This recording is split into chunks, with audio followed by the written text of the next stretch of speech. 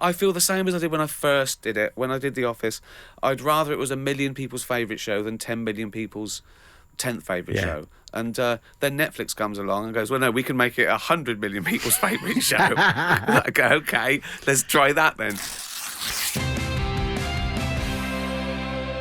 I could carry on, and it makes sense to carry on. When you've got a hit show, it's mad to end it, but I think it's the best decision artistically. And it's still there, you know. And I think an amazing 18 episodes is better than an amazing 18 episodes and a dodgy 6, you know, or a lackluster, you know. And it's hard when you do it all yourself. I think if it was an American series, I'd have 28 writers, you know.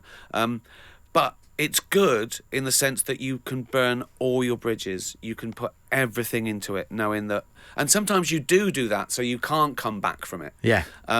No spoilers, but I think this is about the best ending it could have had. Agreed. Everyone will be the judge of that. But I'll stand by it, and I'll probably have to explain it to a few people. And I'm happy to do that. It feels great. It feels great that I've done it. 18 episodes. I think people don't realise is it's hard to make mediocre telly. It's still hard. It still takes ages to write and direct and get it through, and, you know... So if people relate to it, and I feel the same as I did when I first did it. When I did The Office, I'd rather it was 1 million people's favourite show than 10 million people's 10th favourite show. And then Netflix comes along and goes, well, no, we can make it 100 million people's favourite show. I go, okay, let's try that then. So I just think you have to go for it, because I think if you water it down, you'll probably get it wrong. Whereas if you don't water it down and you get it wrong, at least you didn't water it down. I think it's a no-brainer. And what usually works is the more honest you are, the more truthful, the more you go for it, the more people like it. All you can do is your best guess for the audience.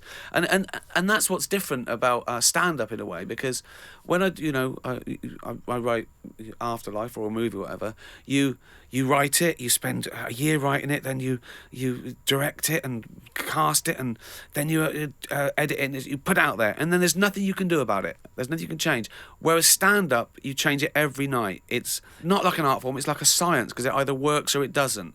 And after like 50 shows, that all those audiences have chosen your best hour. It's like evolution by natural selection. And they're both great. And so when you get it right in a narrative thing, you're so proud.